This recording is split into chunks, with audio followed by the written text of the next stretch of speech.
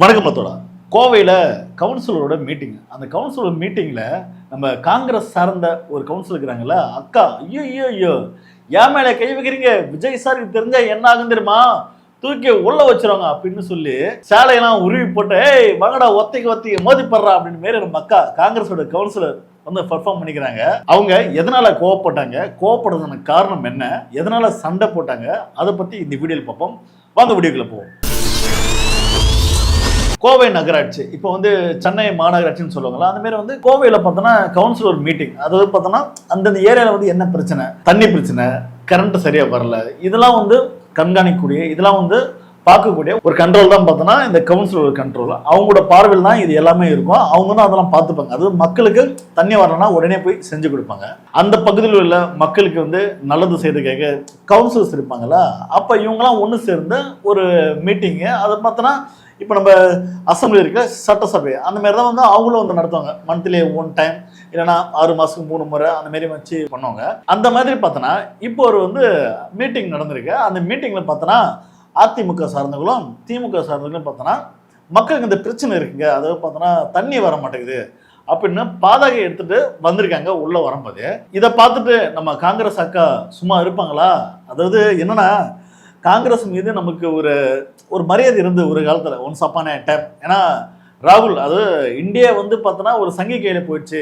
மோடி அவர்கள் வந்து ஆள்றாரு, ஒரு வந்து மத சிந்தனை உள்ள, மத போதை உள்ள ஒரு சங்கித்தனமாக செயல்படுறாரு மோடி அவர்கள் அப்படின்றதுக்காக ஒரு படித்த இளைஞன் போல ராகுல் அவர் வந்தால் நல்லா இருக்கும், ஒரு யங்ஸ்டர்ஸ் நல்லா வந்து இந்தியா வந்து வழி நடத்தி கொண்டு போகிற அப்படின்ற ஒரு நோக்கத்தில் நம்ம வந்து ஒன்ஸ் அப்பான டைம் வந்து ராகுல் வந்து சப்போர்ட் பண்ணிட்டு இருந்தான். ஆனால் இன்னைக்கு தமிழ்நாட்டில் டிஎம் கூட கூட்டணி இருந்துட்டு ஜெயிச்ச உடனே பார்த்தோன்னா தாவைக்கா கூட பார்த்தோன்னா சொல்லாமல் கொள்ளாமல் எஸ்கேப் ஆயிட்டாங்க. அதாவது பார்த்தோன்னா முதுகில் குத்திட்டு எஸ்கேப் ஆயிட்டாங்க. இது போன்ற ஒரு கேவலமான ஒரு செயலை செஞ்சுட்டு தான் இன்னைக்கு தாவைக்கா கூட போயிட்டு கூட்டணி வச்சுட்டாங்க. அதாவது நீங்கள் கூட்டணி வைக்கிறதுனா பிஃபோரே வைக்க வேண்டியதானே.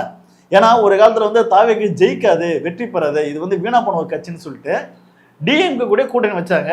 டிஎம்கே கூட கூட்டணியில் பார்த்தோன்னா அங்கே ஒரு சலசலப்பு இருந்தது. அதை பார்த்தோன்னா எங்களுக்கு ஆட்சியிலும் பங்கு வேணும், அதிகாரத்திலும் பங்கு வேணும் அப்படின்றதுக்காக சில சலசலப்பு இருந்தது. அதையும் காம்ப்ரமைஸ் பண்ணிட்டு கூட்டணியோட வந்து செயல்பட்டாங்க. ஜெயிச்சதுக்கப்புறம் பார்த்தோன்னா 6 எம்எல்ஏட பார்த்தோன்னா இவங்க தாவை கூட வந்து நாங்கள் சப்போர்ட் பண்ணுறேன், தாவைக்கு தான் இனி வரும் காலத்தில் வந்து அது ஒரு யங்ஸ்டர் கட்சி அப்படின்னு இன்னைக்கு காங்கிரஸ் பார்த்தோன்னா அப்படியே ஒரே தாவிட்டாங்க. அதாவது ஜம்ப் பண்ணிட்டாங்க. அதாவது தாவைக்கா வந்து சப்போர்ட் பண்ணுறோம், தாவைக்கா வந்து பெரும் ஆதரவுலாம் பார்த்தோன்னா இதே படித்த மேதாவி, படித்த இளைஞர்கள் தான் நிறைய பேர் சப்போர்ட் பண்ணுறாங்க அப்படின்னு காங்கிரஸ் ராகுல் அவர்கள் தப்பாக வந்து கணக்கு போட்டாருன்னு தெரியல. உண்மையாகவே வந்து தாவைக்கு சப்போர்ட் பண்ணக்கூடிய ஆட்களாம் பார்த்தோன்னா தற்குறித்தனமா, சினிமா மோகத்தில் அழகாகிறாரு, க்யூட்டாகிறாரு, நல்லா ஃபைட் பண்ணுவார் அப்படின்ற சினிமா போதையில் தான் பார்த்தோன்னா தாவைக்கு சப்போர்ட் பண்ணாங்க. இதை வந்து நினச்சி இதை வந்து தமிழ்நாட்டில் வந்து விஜய்க்கு பெரும் ஆதரவு இருக்குது அப்படின்றதுக்காக சொல்லாமல் கொள்ளாமல் கூட வந்து நம்ம ராகுல் அவர்கள் பார்த்தோன்னா தாவைக்கு ஜம்ப் ஆயிட்டாரு. ஆனால் இன்னைக்கு வந்து உணர்ந்திருப்பார். ஏன்னா தாவைக்கு வந்து ஆட்சி அமைத்து 2 மாதத்தில் பார்த்தோன்னா எவ்வளோ சட்ட ஒழுங்கு சந்தி சிரிக்குது, எங்கே பார்த்தாலும் மக்கள் போராட்டம், பல பிரச்சனை சொல்லி ராகுல் அவர்கள் பார்த்துருப்பாரு. ஆனால் ஏன் வந்து இன்ன வரைக்கும் பார்த்தோன்னா ராகுல் அவர்கள் வந்து பிஎம் ஆகலைன்னா இது போன்ற கேவலமான, அல்பத்தனமான, இது போன்ற முதுகில் குத்திட்டு ஓடுறதால் தான் பார்த்தோன்னா அவங்களால ஆட்சி அமைக்க முடியலன்னு தெரியல. ஏன்னா பிஜேபின்ற ஒரு சங்கி மதவாதத்தை வச்சே ஒருத்தர் வந்து நாட்டை ஆள்றான்னா இவங்களால ஏன் வந்து நாட்டை ஆள முடியல? அதாவது மதவாதத்துக்கு எதிரான ஒரு சக்தி பார்ட்டி தான் அப்படின்னு ராகுல் அவர்கள் சொல்றாரு. இப்படி இருந்து ஏன் உங்களால் நாட்டை ஆள முடியலன்னா இது போன்ற நல்ல ஆட்கள்லாம் நீங்கள் வந்து தூக்கி போட்டு ஸ்கிப் பண்ணிட்டு எஸ்கேப் ஆகிட்டு போயுமே ஒரு தற்கொலை கூட்டத்தோட போயிட்டு வந்து நீங்கள் கூட்டணி வைக்கிறீங்க தெரியுமா, அதனால தான் நீங்கள் வந்து இன்னும் வந்து வளரலையோ அப்படின்ட்டு தமிழ்நாட்டோட மக்களோட ஒரு பார்வையாக இருக்கேன். பார்ப்போம் நம்ம ராகுல் அவர்கள் வந்து பிஎம் ஆகிறாரா இல்லைன்றது பொறுத்து வந்து பார்ப்போம். அந்த வகையில் எதற்கும் சளைக்காத நம்ம காங்கிரஸோட கவுன்சிலர் அக்கா இருக்காங்க தெரியுமா, ஐயோ அவங்க போட்ட ஒரு சண்டை இருக்கே ஒன்றும் இல்லை. அதிமுக டிஎம்கே இவங்களோட கோரிக்கை என்ன, மக்களுக்கு தண்ணி வரல அப்படின்ற ஒரு கோரிக்கை தான் வச்சாங்க. தண்ணி வரலங்க, அங்கங்கே தண்ணி பிரச்சனை இருக்குது, இது என்னன்னு பாருங்கன்னும் போது அப்போ என்ன சொல்லணும், தாவைக்கு சார்ந்த அரசோ அப்போ வந்து கூட இருக்கும்போது இல்லைங்க நாங்கள் பேசுகிறேன், தாவைக்கு அரசுக்கிட்ட நாங்கள் பேசுகிறேன், தண்ணி பற்றாக்குறை இருக்கா, நாங்கள் வந்து பேசுகிறேன் அப்படின்ற ஒரு விஷயத்த நீங்கள் வந்து பேசியிருக்கணும். ஆனால் மாறா அக்கா என்ன சொல்கிறாங்கன்னா, நீங்கள் ஊழல் பண்ணலையா, நீங்கள் 4000 கோடி ஊழல் பண்ணலையா, நீங்கள் வந்து 2000 கோடி ஊழல் பண்ணலையா. அக்கா ஏடிஎம்கே டிஎம்கே அவங்க வச்ச கோரிக்கை என்ன கோரிக்கை, தண்ணி வரல, தண்ணி பிரச்சனையாக இருக்குது, இப்போ வந்து தாவைக்கோட ஆட்சி தானே போயிட்டு இருக்கு, என்னங்க பிரச்சனை அப்படின்னு ஒரு கோரிக்கை தானே வச்சாங்க.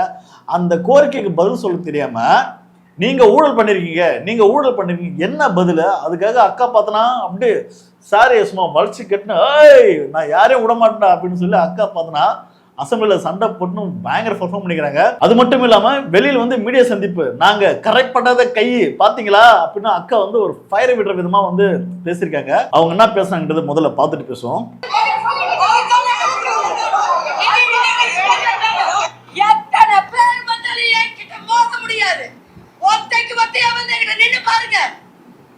என்னுடைய சீலையை பிடிச்சு இழுத்து என்ன கழுத்தை பிடிச்சு வெளியே தள்ளுற அளவுக்கு என்னங்க நடந்துச்சு? யார் மேல கை வைக்கிறீங்க? காங்கிரஸ்காரி மேல கை வச்சிருக்கீங்க. சும்மா விட மாட்டோம். என்ன நினைச்சிட்டு இருக்கீங்க? எங்களுடைய மாண்புமிகு முதலமைச்சர் விஜய் சாருக்கு இந்த விஷயம் தெரிஞ்சதுன்னா அவ்வளவுதான் போடுவார். மாமன்ற கூட்டம் மக்களுக்கான மாமன்ற கூட்டம் இன்று நடைபெற்றது. மக்களுக்கான விஷயங்களை இன்னைக்கு பேசணும். யார் மேல கை வச்சுக்கிறீங்க? காங்கிரஸ்காரி மேல கை வச்சுக்கிறீங்க. விஜய் சாருக்கு மட்டும் தெரிஞ்சுச்சுன்னா வச்சுக்கா அப்படியே தூக்கி உள்ள வச்சிருவாரு. இந்த செய்தி விஜய் சார் பார்த்துக்க மாட்டாரா? ஆனா கொள்ளடிக்கிறவன் கொலை பண்றவன் வந்து விஜய் சார் கட்சியில சேர்த்துங்கிறாரு. விஜய் சார் வந்து தூக்கி உள்ள வச்சிருவாரா? கண்டிப்பா தூக்கி வைப்பாரு. நல்லதுக்காக மக்களுக்காக கேள்வி கேட்கிறவனா யூடியூபர்ஸ், ஏன் நம்ம புதிய தலைவர் பத்திரிகையாளர் ஒருத்தர் அவரு தூக்கி உள்ள வச்சுக்கிறாங்க. இந்த மாதிரி தாவேக அரசை எதிர்த்து மக்களுக்கு சப்போர்ட்டா நின்று யாருன்னா கேள்வி கேட்டா கண்டிப்பா தூக்கி தான் வைக்கிறீங்க. செய்தியில பாக்குறோம். இதெல்லாம் வந்து எப்படிதான் இருக்கு? சர்வாதிகாரத்தின் உச்சம். அதாவது பார்த்தோன்னா நம்ம ஹிட்லர் மாரி தான் வந்து இருக்கு. அதாவது எதிர்க்காத அரசை நோக்கி நீ கேள்வியே கேட்கக்கூடாது, வாயை மூடிட்டு இருக்கணும் அப்படின்னு மாரி பயங்கோல்ற விதமா பத்திரிகையாளரே வந்து நீங்க தூக்கி வச்சு விசாரணைன்ற பேர்ல அவரை 2 நாளா நீங்க வெளியே விடாம அவரை நீங்க தீவிரமா விசாரிக்கிறீங்க. மக்கள் பாக்குறாங்க. இதுக்கெல்லாம் ஒரு நாள் சீக்கிரம் வந்து முற்றுப்புள்ளி வைப்பாங்க. அடுத்து நம்ம அக்கா அடுத்து என்ன சொல்றாங்கன்னு பார்ப்போம். எல்லாரும் சேர்ந்து என்னுடைய சீலையை பிடிச்சு இழுத்து என்ன கழுத்தை பிடிச்சு வெளியே தள்ளுற அளவுக்கு என்னையா நடந்துச்சு? மாமன்ற உறுப்பினர்னா அவ்வளவு அவங்களுக்கு குறைஞ்சு போயிடுச்சா? எத்தனை பேர் வந்தாலும் என்கிட்ட மோத முடியாது. மோத முடியாது. ஆமா ஆமா, நின்னு பாருங்க, பார்த்தாலே தெரியுது. கரைப்படியாத கைகளான என்னுடைய தந்தையார் அவர்கள் காங்கிரஸ்காரங்க நேர்மையானவங்க, உண்மையானவங்க, கரைப்படையாத கை. அதாவது கிட்டத்தட்ட ஒரு 3 முறையே வந்து காங்கிரஸ் தோத்துக்கு காரணம் தெரியுமா? இது வந்து ஊழல் கட்சின்னு சொல்லி தான் மோடி அரசு வந்து ஓட்டு வாங்கினாங்க. அண்ணா சரியாக்கிற தெரியுமா? ஒரு குடும்ப கட்சி. இது வந்து பார்த்தோன்னா வாரிசு அரசு, இது வந்து ஊழல் கட்சி அப்படின்னு சொல்லிதான்க்கா உங்களை 3 முறையே பார்த்தோன்னா தோக்கடிச்சாங்க மக்கள். நீங்கள் போய் நார்த்தில் போய் சொல்லி பாருங்களா, காங்கிரஸ் கட்சி கரைப்படையாத கட்சின்னு சொல்லுங்களா, எவனா செருப்பு விட்டு அடிப்பாங்க கண்டிப்பாக உங்களை. ஏன்னா அந்த மாரி பார்த்தோன்னா சில பழசுங்க கரைப்படைந்து தான் பார்த்தோன்னா அந்த கட்சியில் இருக்கு. அதனால தான் அந்த கட்சி என்னவோ வளராமவோ அப்படியே பார்த்தோன்னா இன்னும் பின்னோக்கி போயிட்டு இருக்கு. இப்போ உங்களுக்கு எதிராக பார்த்தோன்னா மாற்றா காக்ரோச் அப்படின்னு ஒரு கட்சி வந்திருக்கா. போகிற போக்கு பார்த்தா எனக்கு தெரிஞ்ச அவங்க தான் அடுத்து பிஎம் நினைக்கிறேன், அவங்க தான் நாட்டை ஆளுவங்கன்னு நினைக்கிறேன். யங்ஸ்டர் ஒரு டீம். அதாவது ராகுல் தான் வந்து ஒன்ஸ் அப்பான டைம் பார்த்தோன்னா யங்ஸ்டர், அவர் தான் வந்து இந்தியாவுக்கு பொருத்தமாக இருப்பாங்க அப்படின்னு படித்த இளைஞர் மத்தியில் வந்து ஒரு பேசும் பொருளாக இருந்தது. ஆனால் இந்த முறை பார்த்தோன்னா காக்ரோச் அப்படின்ற ஒரு பார்ட்டி தான் பெருமளவு பேசப்படுது. பார்ப்போம் ராகுல் சாரோட கனவோ மாறிடுமான்னு தெரியல. அடுத்து என்ன சொல்றாங்கன்னு பார்ப்போம். காங்கிரஸ்காரங்க நேர்மையானவங்க, உண்மையானவங்க. எங்கள் மாநில தலைவர் மாணிக் தாக்கூர் பிரச்சாரமே பண்ணிட்டு இருக்காரு. நெஞ்சம் நிமிர், நேர்மையாக இரு, லஞ்சம் தவிர. என்ன நினைச்சிட்டு இருக்கீங்க? எங்களுடைய மாண்புமிகு முதலமைச்சர் விஜய் சாருக்கு இந்த விஷயம் தெரிஞ்சதுன்னா உள்ளத்துக்கு போடுவாரு. அவ்வளவு தைரியமா? யார் மேல கை வைக்கிறீங்க? காங்கிரஸ்காரி மேல கை வச்சிருக்கீங்க. சும்மா விட மாட்டோம். வன்மையாக கண்டிக்கின்றேன். அக்கா என்ன சொல்றாங்கன்னா, சிஎம் சாருக்கு மட்டும் இந்த விஷயம் தெரிஞ்சது அவ்வளவுதான் தூக்கி உள்ள வச்சிருவாங்க அப்படின்னு சொல்லி அக்கா மிரட்டுறாங்க. அக்கா எதிர்த்து கேள்வி கேட்டா சிஎம் சார் கிட்ட சொல்லிடுவீங்களா? தூக்கி உள்ள வச்சிருவீங்களா? என்னக்கா இது? ஒரு கவுன்சிலர் வந்து மாற்று கருத்தை வைக்கிறீங்கன்னா அதுக்கு நீங்க பதில் சொல்லுங்க. அதை விட்டு நான் பதில் சொல்ல மாட்டேன். நீங்க மட்டும் வந்து யோக்கியமா, நீங்க மட்டும் ஊழல் பண்ணலையா? அக்கா என்ன சொல்றாங்க, கரைப்படையாத கட்சி, நாங்களாம் நேர்மையானவங்கன்றீங்க. ஆனால் அக்கா இருக்கிற அந்த காஸ்டியூம் சுத்தனிலாம் பார்த்தா இது பெரிய சொத்துக்கு சொந்தக்காரிமே தான் தெரியுது அக்கா. ஆனால் அக்கா என்ன சொல்றாங்க, கரைப்படையாத கட்சின்றீங்க. அப்போ ஏடிஎம்கே டிஎம்கே கவுன்சிலர்கள் வந்து கேள்வி வைக்கிறாங்கன்னா, கோரிக்கை வைக்கிறாங்கன்னா பதில் சொல்லணுக்கா. அதை விட்டுட்டு இப்படி கொழாடியில் சண்டை போடுற மாரி சாரியெல்லாம் போட்டு அப்படியே மடிச்சு கட்டுன்னு சும்மா களத்தில் சண்டை போடுற மாரி என்னக்கா இது? இதுனா கொழாடி சண்டையா? கொழாடியில் கூட பார்த்தோன்னா மக்கள் பார்த்தோன்னா முன்ன பின்ன விட்டு கொடுத்து போகிறாங்க. ஆனால் இது போன்ற கவுன்சிலோட மீட்டிங்லாம் பார்த்தோன்னா ரொம்ப கேவலமாக இருக்குது. மக்களை பிரச்சனை பத்தி பேசுங்க. மக்கள் சார்பா கேள்விகள் வைக்கிறாங்கன்னா, கோரிக்கை வைக்கிறாங்கன்னா ஜஸ்ட் காதை கொடுத்து கேளுங்க. எதுக்கு இந்த சண்டை? எதனால? இங்க வந்து தமிழ்நாட்டில் பார்த்தோன்னா பல பிரச்சனை இருக்குது. அதை பத்திலாம் பேசுறீங்களா? லாக்அப் டெத்து அதெல்லாம் பத்தி பேசுறீங்களா? இப்ப சமீபத்தில் அதாவது டிஎம்கே ஆட்சி வந்து லாக்அப் டெத் நடக்கும்போது விஜய் அவர்கள் வந்து சும்மா ஃபயர் விட்டுன்னு சும்மா போராட்டம் பண்ணாரு.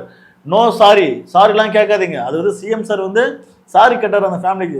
தெரியாம நடந்துருச்சு, நான் பாத்துக்கிறேன், தப்பு செஞ்ச காவலருக்கு கண்டிப்பா நான் வந்து தண்டனை வாங்கி தரேன் அப்படின்னு சிஎம் சார் போன்ல பேசுறாரு. ஆனா இந்த முறை சிஎம் சார் போன்ல பேசினாரா இல்ல நேர்ல போய் பார்த்தாரா? பாதிக்கப்பட்ட மக்களை போய் பார்த்தாரா? அந்த ஃபேமிலியை பார்த்தாரா? ஏங்க ஒரு மாற்றுத்திறனாளிங்க அவரை போய் விசாரணை பேர்ல அடிச்சே கொண்டு இருக்காங்க. நம்ம சிஎம் சார் வந்து ஒரு சாரி கூட சொல்லல. ஆளே காணோம், எங்க போனாருன்னு தெரியல. மேபி யாருன்னா கண்டுபிடிச்சிங்கன்னா கொண்டு வந்து அந்த ஃபேமிலி கிட்ட வந்து விடுங்க. ஏன்னா கோபப்பட்டா எல்லாம் தானே கோபப்படணும். அன்னைக்கு மட்டும் கோபம் வருது. அதாவது ஓட்டு கேட்க போகும்போது மட்டும் மக்கள் பிரச்சனை பாதிக்கப்படுறாங்க அப்படின்னு சொல்லி கோபம் வரும். சிஎம் ஆனதுக்கு அப்புறம் பார்த்தோன்னா கோபம் வராது. போடா அப்படின்னு கடந்து போயிட்டே இருக்குது. என்ன சார் நியாயம் இது? கோபம்ன்றது நியாயமா இருக்குல்ல? எங்க பாதிக்கப்பட்டாலும் மக்கள் வந்து நேரில் வந்து பார்க்கணும்ல. ஆனா நீங்க என்ன பண்றீங்க? நிறைய சினிமா நடிகர்கள் நடிகைகள் அவங்கள மீட் பண்ணுறதும் அவங்கள சந்திக்கிறதும் இதுதான் உங்களுக்கு பெரிய வேலையாக இருக்குது. மக்களுக்கான பிரச்சனையை அதை பற்றி வந்து பார்க்குறதோ இல்லை உங்கள் அமைச்சர்கள் எம்எல்ஏக்கள் யாரும் பார்க்கறது கிடையாது. எல்லாரும் பார்த்தோன்னா ரீல்ஸ் முகத்திலையும் பைத்திய முகத்திலையும் பார்த்தோன்னா அப்படியே சுற்றிட்டு இருக்காங்க.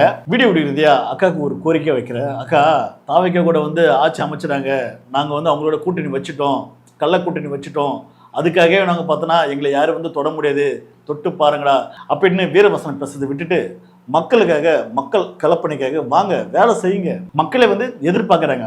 மாற்றம் சொல்லி நிறைய மக்கள் பார்த்தோன்னா ஓட்டு போட்டிருக்காங்க. ஸோ அவங்களுக்காக நம்பிக்கை கொடுக்குற விதமா தயவு செய்து வாங்க, களத்தில் வந்து வேலை செய்யுங்க. தாவைக்காரனே கூட்டு வாங்க, டே வாங்கடா வேலை செய்யணும்னு சொல்லி கூட்டு வாங்க. அதை விட்டுட்டு இப்படி பஞ்சு டைலாக் பேசுறது மாதிரிலாம் பேசிட்டு இருக்காங்க. பார்க்க ரொம்ப காமெடியாக இருக்குது. ஏன்னா என்னடா இது கொழாடி சண்டையை விட ரொம்ப கேவலமாக இருக்குது அப்படின்ற மாதிரி தான் இருக்குது. இந்த வீடியோ பற்றின கருத்துக்களை பற்றி நீங்கள் என்ன நினைக்கின்றது மறக்காமல் கமெண்ட் பண்ணுங்க. அப்படியே நம்ம காங்கிரஸ் அக்கா இருக்காங்களே அவங்களோட சண்டைகளை பற்றி அதை பற்றி நீங்கள் என்ன நினைக்கின்றதும் தாவேக்கார சொல்ற செயல்பாடுகளை பற்றியும் அதை பற்றியும் கமெண்ட் பண்ணுங்க. அடுத்த வீடியோவில் சந்திப்போம். நன்றி, வணக்கம்.